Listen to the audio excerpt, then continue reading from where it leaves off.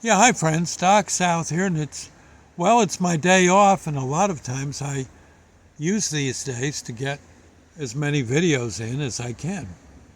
The lawn's mowed. there's at least some money in the bank and uh, food in the fridge, so I do videos. It's kind of my hobby, and I love doing them for you. I hope you enjoy them too. Um, One I wanted to kind of talk on was I found a video where a fella who was in the Civil War, they recorded his voice. He was on the southern side, fought in the Army of Virginia, I believe, or an army from Virginia. I think down around Roanoke. I think the Roanoke area, which is pretty far south in Virginia, if I recall right. And he enlisted, I think, as uh, in his teenage years, and went off to fight. Yep, teenage years off to fight.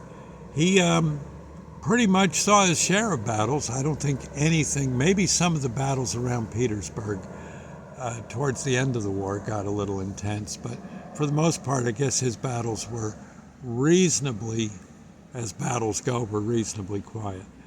Um, Interesting old gentleman. He seemed to bear no animosity to the Yankees.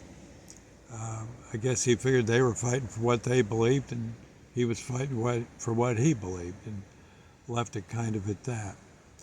And again, he did survive the war and lived long enough to be on a recorder.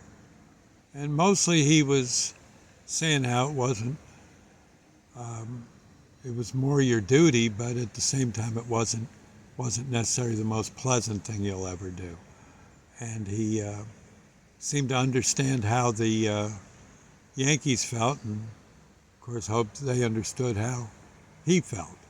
And it seemed, I think he probably at times wished there had been more diplomacy than musketry going on, but that didn't seem to be the case. And I think in his case, he was fighting for his his home.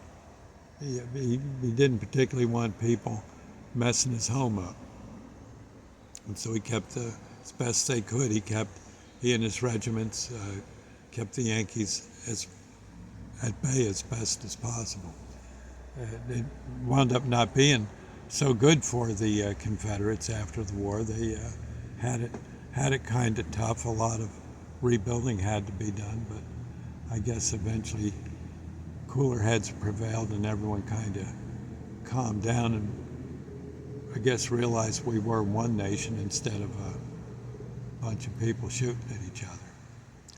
But he didn't act like it was the most glamorous. I know his talk wasn't like it was the most glamorous thing you ever did. He said it was kind of tough um, here and there, long marches and bullets flying and people dropping. It wasn't that great, but it was his duty, and he went and did it. And I guess when it was all said and done, I guess the North couldn't necessarily blame the South, and the South couldn't necessarily blame the North. I think everyone kind of just wished it hadn't happened.